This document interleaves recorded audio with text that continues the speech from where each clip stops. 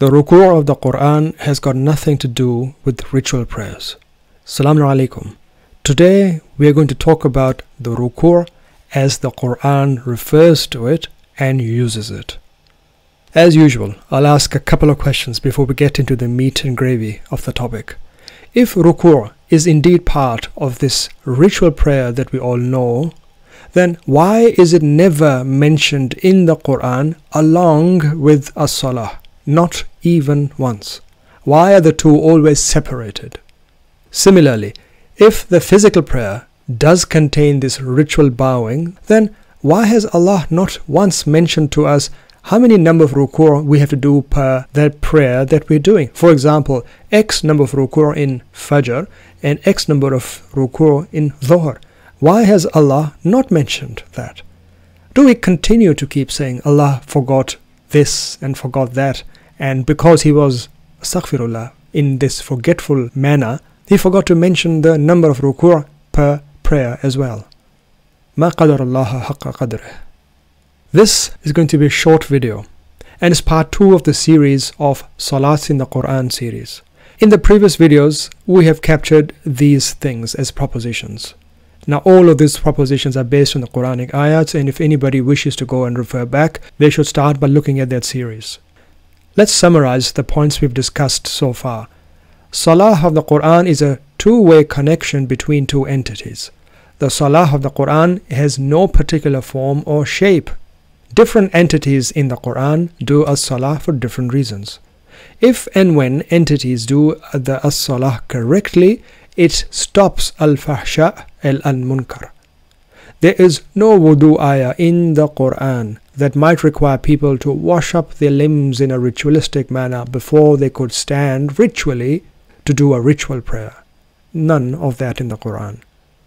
As per the standard we said before, we're going to offer a proposition and see if this holds across the Rukoo verses in the Quran. The proposition goes like this. Rukoo of the Quran is acceptance, submission of Allah's system. The root Raka'a only appears 10 times in the Quran, and all of those ayat are mentioned in here.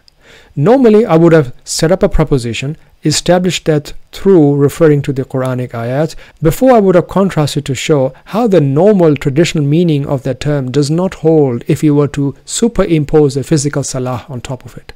But because there are only 10 ayats, and the topic I believe is really quite simple, not only am I going to talk about the ayat as how the mafhum fits per the Quranic meaning, but I'm also going to criticize how it does not work if you were to try and force the physical prayer on top of the Quranic Rukoo. Let's begin. Now, in a traditional prayer, if you were to do this namaz, this ritual prayer, one has to do Rukoo first and then he or she does the sajda. But the Quran occasionally gives us a different sequence. For example, Maryam is being ordered. What is she being ordered? Ya Maryam uqnuti li rabbiki wasjudi warka'i ma'a ar-raki'in. O Mary, be devoted to your Lord and do sajda and submit, kneel with those who submit, kneel to Allah's system. So if we were to stick to the traditional understanding of the Rukoo as being part of the as-salah, a very logical question is, why is Allah ordering Maryam to do sajda, which we'll talk about later, first and then do the Rukoo? What has gone wrong here? What does this Rukoo mean in this particular ayah of the Quran? Let's look at another ayah. Now this ayah, quite frankly, throws out the whole concept of ritual prayer completely and utterly. Just this one ayah is enough to completely nullify the contentions of all those who continue to wish and hold that Allah did order us to do a physical prayer. Because if we were to do that, and if we were to take the form of this prayer as they mentioned, where one stands up and in a series of orchestrated movements does an action, followed by another and followed by another in a strict sequence, then this ayah makes no sense. In this ayah of the Quran, Allah separates as-salah from the Rukoo by az-zakah. So the ayah goes something like this: wa aqimus salah wa atuz zakah warka'u ma'a ar-raki'in. The translation of this, and aqimu, the two-way connections as-salah, and bring purity, cleanse yourselves, and submit along with those who submit. This is the mafhum of the ayah. But if I was to try and superimpose meanings onto this ayah that this ayah does not talk about, then what am I saying? I'm saying go and stand for the physical prayer, go and give the zakah, the 2.5% religious text that the Quran does not talk about, and then go and join those who are already bowing in this ritual prayer. I ask you, who does that? How is that possible? Now, before you answer, I am aware of the numerous attempts that the clergy have made to try and justify the physical salah despite this ayah. But I would ask you to be honest to yourselves. The ayah is simple. The ayah has got 3 actions. You are to do this, as-salah, and in a particular way. You are to do az-zakah. You are to do rukuu with those who are already doing it. These are 3 different things. I don't know how you could exclude this whole little thing in the middle, wa'atu az-zakah, and continue to insist that aqimu as-salah is still something that contains warka'u ma'a raki'in, but does not contain wa'atu az-zakah. If you continue to hold on to that, well, the logic just simply doesn't hold. Let's look at another ayah, and we find the same pattern appearing. In real life, based upon the prayer that we know, the physical prayer that we know, once you start it, that contains rukuu, and whilst you're doing it, you're not meant to do anything. Now keep that in mind, and we'll read this Quranic ayah and the mafhum, and then talk about how the traditional understanding of this ayah does not work. Allah says, إِنَّمَا وَلِيُّكُمُ اللَّهُ وَرَسُولُهُ وَالَّذِينَ آمَنُوا الَّذِينَ يُقِيمُونَ الصَّلَاةَ وَيُؤْتُونَ الزَّكَاةَ وَهُمْ رَاكِعُونَ. Its correct mafhum and translation is, your allies are Allah and His Messenger, and those who believe are peacekeepers, those who aqim, the two-way connections, as-salah, and purify, cleanse, and submit to Allah's system. Now, let's try and forcibly insert the non-Quranic meanings of as-salah, az-zakah, and rukuu. If I was to say that, then what is Allah saying? Allah is saying that there are people who believe, who are standing up for prayers, and they are giving the zakah, and then they are doing rukuu. Same problem as before. You cannot be doing all 3 actions either together or even one after the other, because by the definition of the as-salah that we have been given by the clergy, the rukuu is part of the as-salah. So, very simple question once more. What is az-zakah doing in between as-salah and rukuu? Why doesn't Allah say, يُقِيمُونَ الصَّلَاةَ وَهُمْ رَاكِعُونَ وَيُؤْتُونَ الزَّكَاةَ, that they stand up for prayers, and they bow down, and they go and give the zakah? Even then I would have asked you, why does Allah not say يُقِيمُونَ الصَّلَاةَ وَهُمْ يَسْجُدُونَ وَهُمْ رَاكِعُونَ, etc., etc., that they're doing all of those actions in a specific format? But I'll grant you that. I would have still granted you that.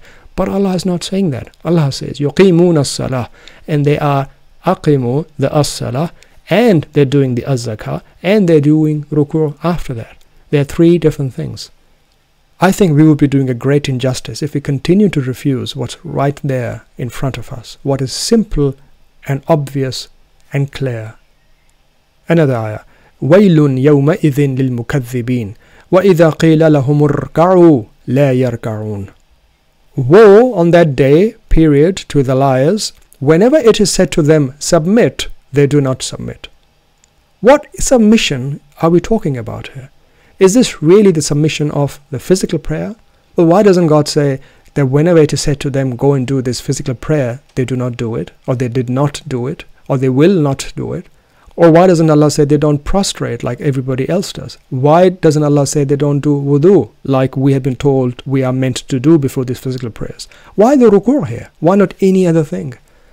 Again, if we continue to force a non-Quranic meaning on top of these ayats, I say this regretfully, the Quran ends up becoming something that cannot be understood, is not understood. And then people come back to us and say, well, we tried reading the Quran, we gave it a good shot, but it seemed illogical. It did not seem to make sense. Things were coming in and popping in from nowhere without any due consideration to the context.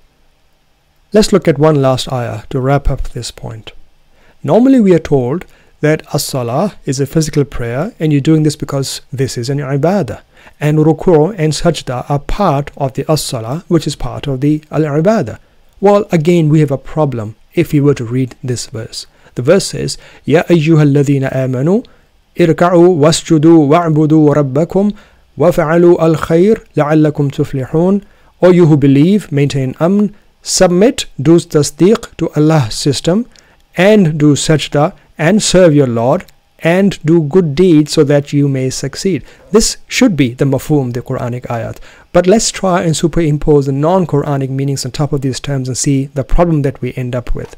We are being told, all those who believe, that we are to do Rukoo, then we are to do sajda. Now whether you do them together or one after the other, I will grant you that that's not something that really goes either which way. But then you're being told that after you've done those two things, you are to do ibadah.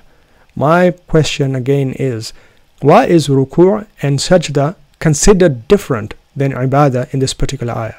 Ya ayyuhalladhina amanu are being told to do Rukoo and to do Sujood and to do Ibadah, as if these were three different things, not the one and same thing as we have been told to believe. Again, I don't think that the traditional understanding that we've been given for Rukoo really holds here. As I said, this is a really short video because I think this is a very simple topic that doesn't require a lot of to and fro, a lot of discussion. So let me summarize what we found so far. Rukoo in the Quran is not a physical bowing of a human body. Rukoo instead is submission, acceptance, kneeling down to Allah's system. Those who wish to force a non-Quranic meaning to Rukoo must answer a couple of questions. Why does Quran never mention Rukoo as part of the As-Salah? And why is the Quran ordering people to do As-Salah and then do Zakah and then do Rukoo? Or why is Maryam doing Sajda before Rukoo? These are very simple questions, and I think the only way we can really answer them is by admitting the fact that the traditional understanding of As-Salah as a physical prayer does not hold in the Quran, nor do the other terms such as Rukoo, which is in the Quran at the very least something completely different. With this, until the next video, Assalamu alaikum.